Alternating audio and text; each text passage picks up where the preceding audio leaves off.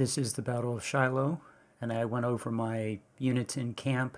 But just to go over it quickly, we have some brigadier generals here, and then I have 3 Enfields, and these are my good units. They're at 1340 each.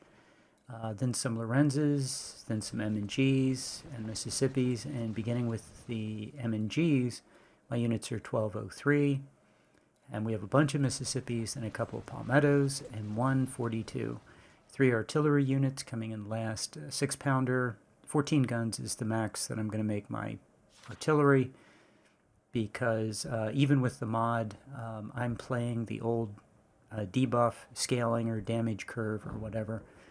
And yeah, so yeah, and 14 is where you, after 14 you start to get a penalty for being larger. So we have 46,000. The enemy has over 70,000, and I think it works out that way too in the battle. So here we go.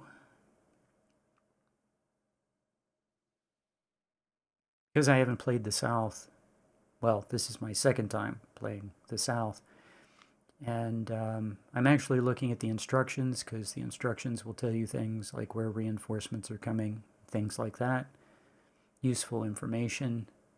So I cut out the part where I organized my army, and I'm showing you the instructions that I gave my units. So my units are spread out, and they're just marching to the end of the map to get within range of the enemy, and the enemy has some skirmishers here, and we're going to drive them back, and this is all pretty standard. As you can see, I'm bringing in all infantry. This is a long battle, and my strategy is the same as it was last time, although this is a very different battle because there's a lot of melee in this battle. There's also about 20,000 more enemy captured than I captured last time. So yeah, it's a very different battle. But one thing that is the same is that I absolutely do not want to capture any flags and trip any of the phases early. So that's one of the reasons that all my units have the morale perk and not the stamina perk, is that we have a lot of time, and we're not going very far. Like, it looks like we're walking a long distance, but you know, we're like halfway there. We're going to the river first, then we'll slowly cross the river. And as you'll see, we're not going anywhere.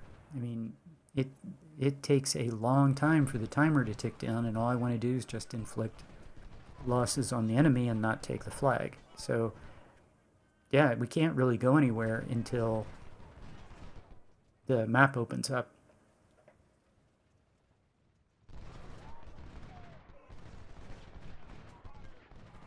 The other thing, there is an opportunity, if you can push hard on the right side, to get, like, everybody knows the Union has reinforcements come in, and you can catch those guys and push them to the left and destroy them. And what High Bob does, he has a really good method of, he creates a pocket for them to come into that's further south. Yeah, I guess it is further south than what I'm going to do. The enemy pretty much abandons his entire right flank to me, but his units are heavily stacked up on my right, his left. So I can't push, or at least I think it'd be too costly for me to push hard on my right and take the woods that are forward that the enemy's occupying, because he's just got too much strength there. And for me to do it, I would take too many losses. So although I went into this thinking that would be a good thing if I could pull it off, I pretty quickly gave up on it. He's just got too many units in the woods. And to attack them across the open, well, I actually do make an attack, which you'll see. And I lead with detached skirmishers, and I see how much strength he has, and I just back off rather than push the attack. And then just wait for the map to open. So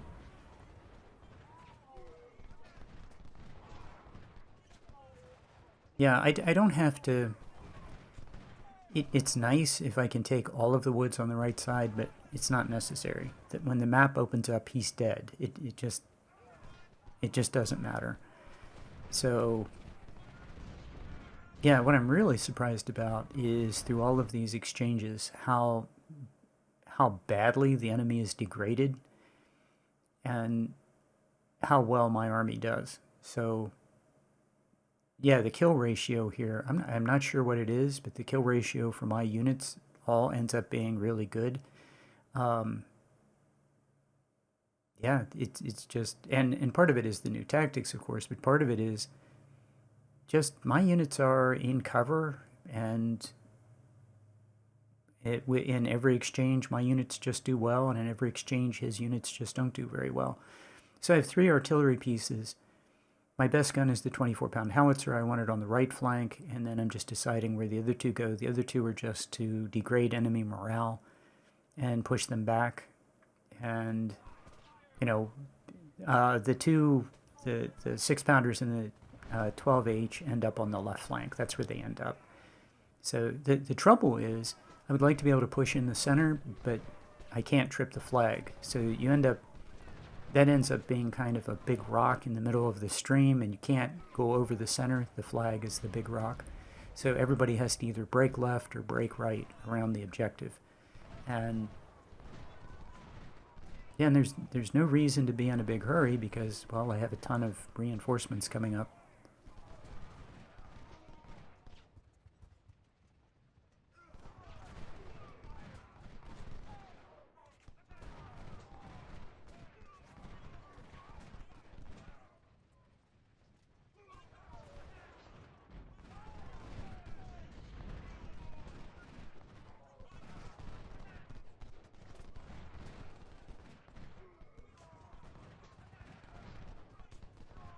Yeah, my first big push is actually going to be when I see that he doesn't have anything on his right flank.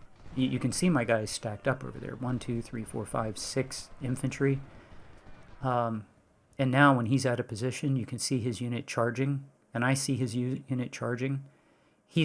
That's the only unit on his right flank. He just gave up his whole right flank. There's nothing there. So of course I'm going to make him pay for that. I was thinking I was going to have to charge in there and fight him, but if I can charge in there and get behind him, that's even better.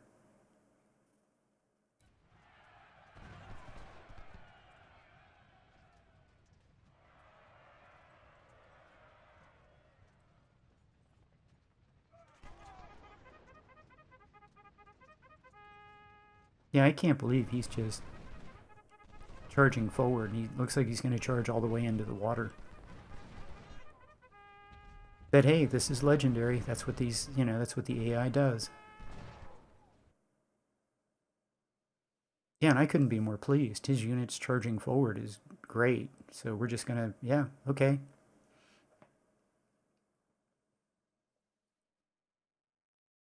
His infantry can leave his right flank and expose his flank, and he can cross the river, and he's going to get shot up if he does that. I'm being very careful not to discourage this guy from advancing. Okay, now he's in the water. He's solidly in the water, so now we're going to hit him with as many things as I possibly can. I didn't want to move toward him and make him recalculate what he was doing. And I intentionally waited till he got in the water. Now I'm going to have everybody run forward and shoot him. And I really don't need the artillery to do anything because I don't want to make him rout, and the artillery makes units rout. So yeah, that's great.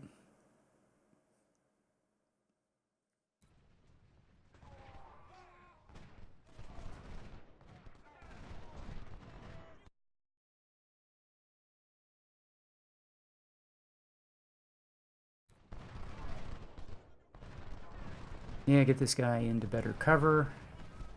Put him on hold. Everybody fires into that guy, and yeah, we're going to win that. Bring this guy up.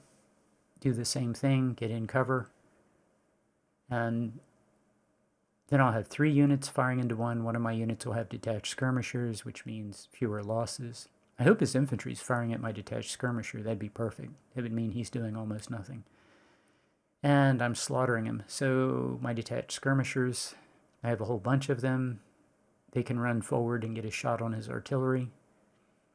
Hey, this is all good as long as I don't trip the flag. So I'm thinking if I run over and take a shot at his artillery, there's like a circle around the flag where you trip it, and I think unlike the one at the landing, the flag at the landing, that's a really big circle. So, but this one is not as easy to trip. So I'm pretty safe.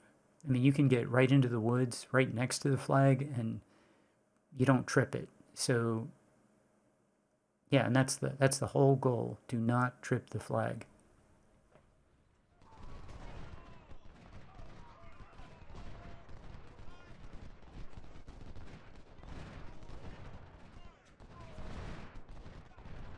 Yeah, now I have 3 units. I just need to make sure that they can all fire and that nobody's blocked. So yeah, I hit pause so that I can make sure he stopped. Now I should. Oh, I took him off hold. That was probably a mistake. No, he's on hold. So I can see that my infantry unit in the middle is firing and the one on the right is firing, so I don't have to check it. I can actually see them firing. So yeah, but a lot of times you might think units are firing. You don't know if they're firing at the right unit or if they're firing at all unless you actually highlight that unit. So my units are all firing. We're going to win that in a big way. And that's what I'm talking about. I mean, just 3 units and a detached skirmisher firing into one guy. We're going to win that in an overwhelming way. And then all these guys firing into a guy who was in the water until just a moment ago. So yeah, I think his unit started at 2,900, and then you just watch him go down in size.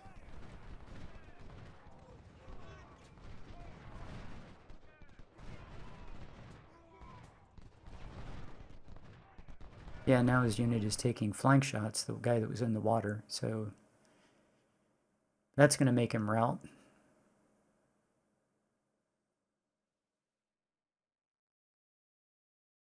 Yeah, those guys have been really shot up, degraded. Morale must be low. Maybe the officer's dead, so. Yeah, that guy's still at 2,700, so he only lost a couple hundred. I wish he would just stand there until he got down to 2,000, but he's going to run. And then, let's see, my reinforcements are coming up. We're going to have enough strength as soon as they get up to cross the river. I wasn't planning on really crossing the river this early, but there's nothing to stop us. So might as well.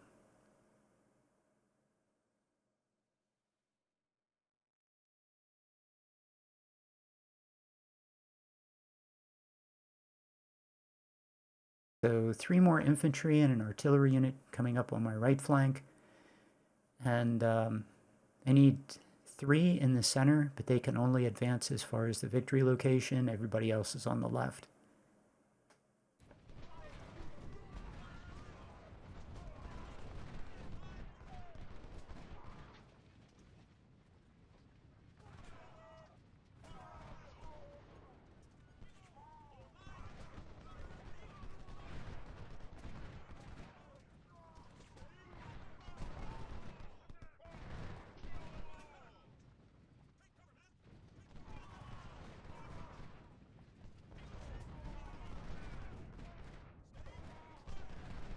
Yeah, so far it looks like all my units are, as I play, I kind of look at what the kill ratio is for my units, and it looks like we're doing okay. Yeah, 147 and yeah, 19 and 0 and yeah, 48 and 0, 26 and 9. I mean, you just look at this and you just, okay, people are doing okay. That unit's not doing so well, but okay, that guy is.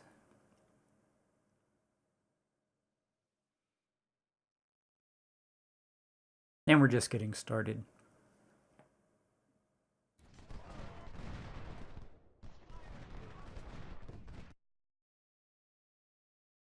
Yeah, I want to get my guys into the woods so they have cover.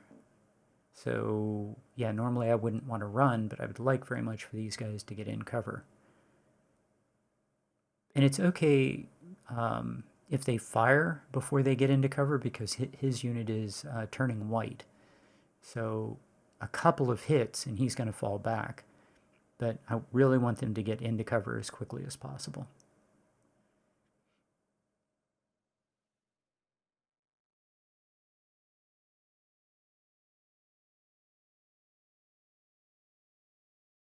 So yeah, the guy who's in the open, he's going to fall right back. And then the guy in the fortification he's kind of, he's doomed.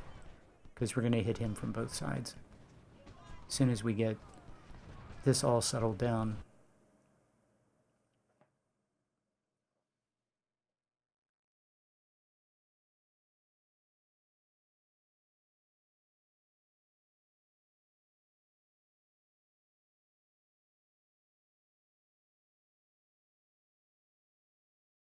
Yeah, if you look at this, I'm not really pushing the enemy.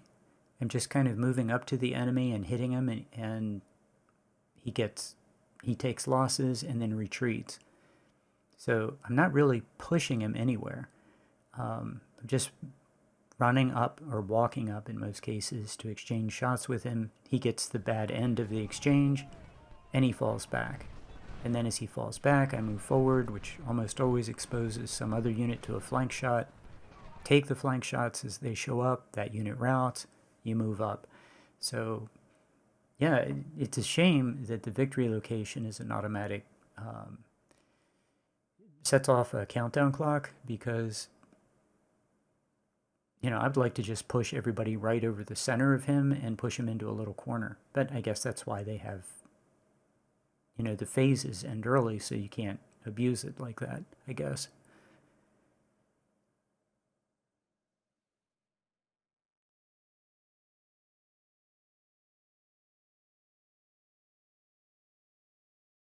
So the 24-pound howitzer on the right, I don't really need him yet. The 24-pound howitzer, his job was to help me blast any units out of the way north of here. So, yeah, he's pretty much right on schedule. He might help me blast this guy out of this prepared position in the center, but I don't think that guy's going to last very long. Yeah, I see a chance to kill his artillery. Well, we won't kill it. We'll just make it retreat with a bunch of losses. So that'll be good. And then I'm looking at that, and I was thinking I'd try to duplicate at one point what High Bob would do, which is let the enemy retreat into the area just to, like on my left flank. That's a good area for them to retreat into and die. You kind of set up a containment area for them, and they pour into there. It's all swamp, and they run out of condition, and they die. So, but he's giving up the wood line. Notice this wood line right here. And if I take the entire wood line, I have to be able to take it all. But if I take it all, if he attacks me, he'll attack across the open, and I'll be in 100% cover. And I decide to go ahead and push forward. Just, yeah, take the wood line, and if I'm lucky, all of his units will counterattack my left flank, and I'll be able to, when my 24-pound howitzer gets up, make a dash across this open area on my right and get into the woods on the right. So unfortunately, he's not as aggressive as I would have liked for him to be. But yeah, all of my artillery is coming up, and that's going to be nice. So all 3 units of artillery are about to get pretty much where I want them to be.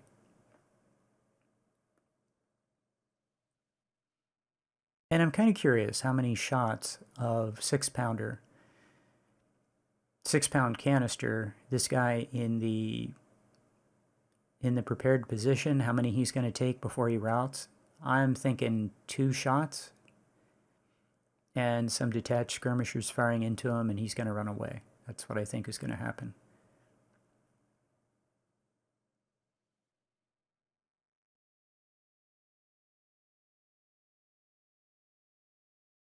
Yeah, the attack is going really well, and I'm betting on the fact that I attract his attention on his right, and I can sneak across this open area.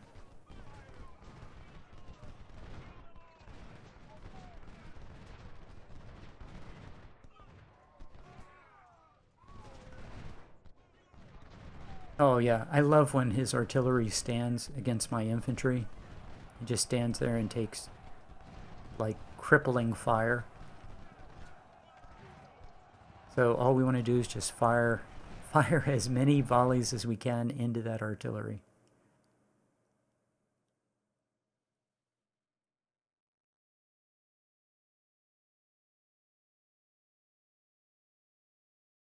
Yeah, at this point, this is looking great. I would love for his reinforcements to come on the map and charge against this line. I mean, this would just be a thing of beauty.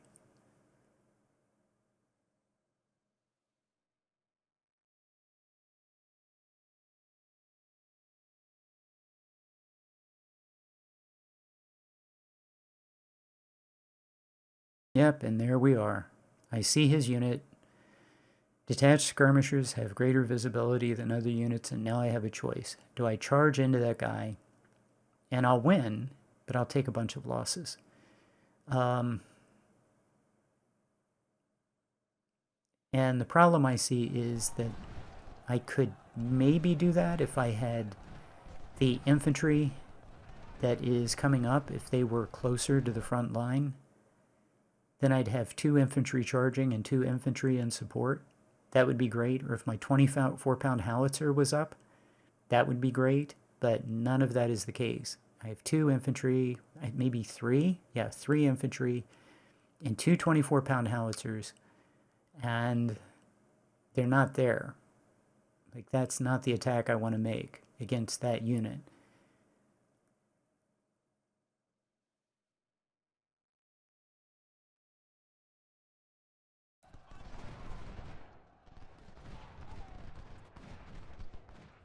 So I bet that unit is actually the guy that I routed early on this side of the river, and he routed back to there. And now he's blocking me. It's okay. I have 2 units coming up. I fell back a little bit. Let's see how this goes. Yeah, his artillery took some losses. His infantry isn't going to stand there very long. But now I'm looking at that, and in the unit that was in the prepared position, he routed. I didn't count how many shots he took from the 6-pound canister, but he didn't have any chance. So I'm really hoping he counterattacks in all of these areas. That would be perfect for me.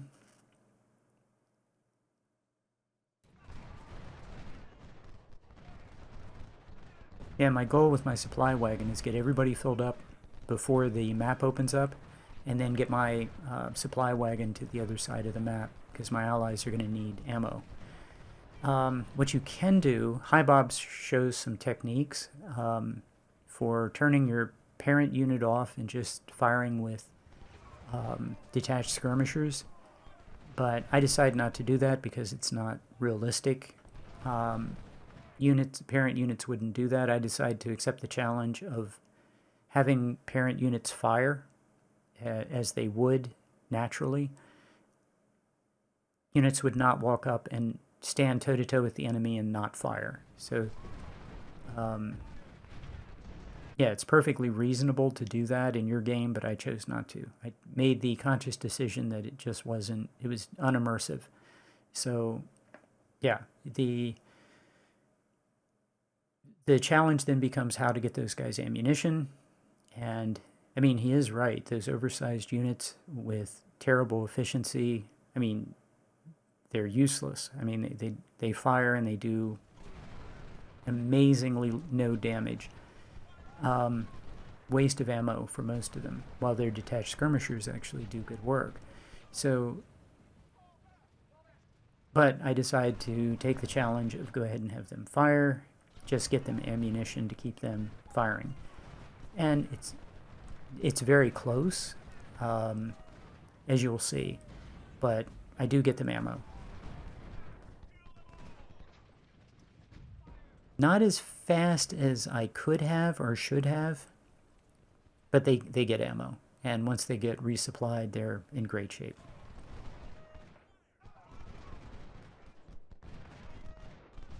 And they are very, very effective in the closing hours, the last hours of the battle. They get their condition back, and they get ammo, they get filled up, and they are incredibly effective. They're very, well, we get a complete wipe of the battlefield. And I think because of the fact that they're able to stay in, they're able to stay supplied.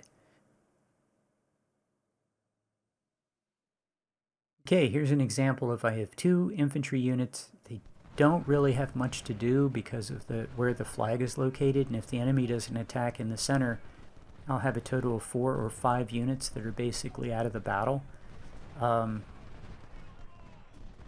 Yeah, now I'm looking at this, and he has 2 infantry and some artillery back there.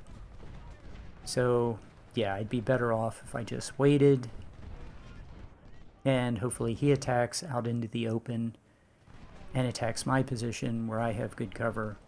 I'm not going to drive that guy out of there without huge losses.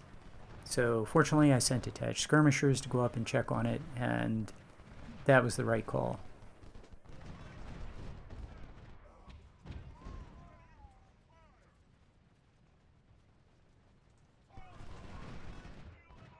So yeah, notice how I stacked these guys up, and I was going to attack with all these guys, but not against 2 infantry in the woods. We'll just wait. The other thing is I'm having my artillery fire back. His artillery is targeting my 24-pound howitzers. That's the option in the mod where enemy artillery, if infantry is not nearby or they don't have any other targets nearby, I think the unit is 700 units in the game, they will fire at enemy artillery, and that's exactly what they're doing. But they're not firing at my 12 H's or 6-pounders, which should be closer. They're firing at the 24-pound howitzers. So yeah, that sucks.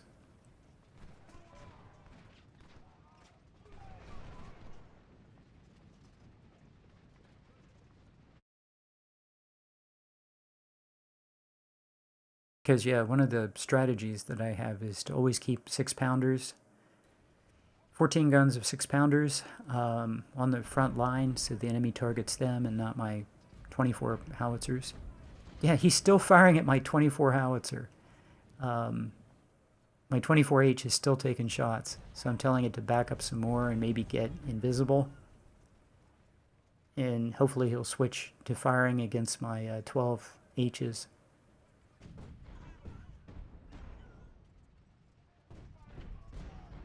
Yeah, and what I think I have going on now is, as odd as it is, the 12H really degrades enemy morale. It doesn't do a lot of kills, but it really, like, they just become completely non-aggressive. And so what I see happening now is that 12 howitzer is going to hit them, and they're not going to charge. And this is not good, because I really want all of his infantry to charge. I've set up this lovely kill zone, and he's, look, he's just hanging back.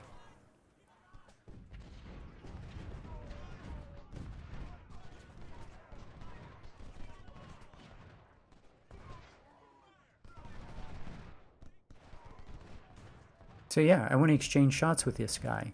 I'm in cover, he's in the open. The whole idea was to exchange shots with him. And we're not exchanging shots.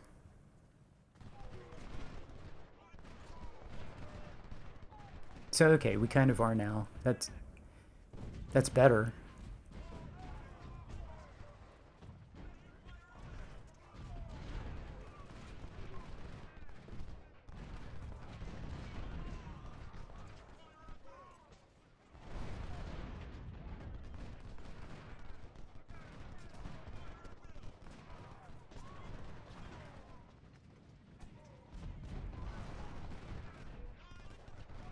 Yeah, his numbers are dropping. Man, half my army is just not involved in this. Okay, we're down to 6 minutes. And I decide not, of course, to do anything in the last 10 minutes of this, because we're just going to go to the next phase and see what happens in the next phase. So this phase is over. 4 minutes to go, 3, 2, and we'll just call it good. And then of course we go to the right side of the map, and that's the end of it. So he got pretty beaten up here, and everything went pretty well. I did not get across that open area into the woods, but that's okay. I have everybody stacked up, ready to move when the map opens up, and you get around him really easy, and that's what you're going to see. I got around him last time. I'll get around him this time, and as soon as you surround him, he's dead. So, okay, next phase, we go to the right side of the map, and I'll see you there.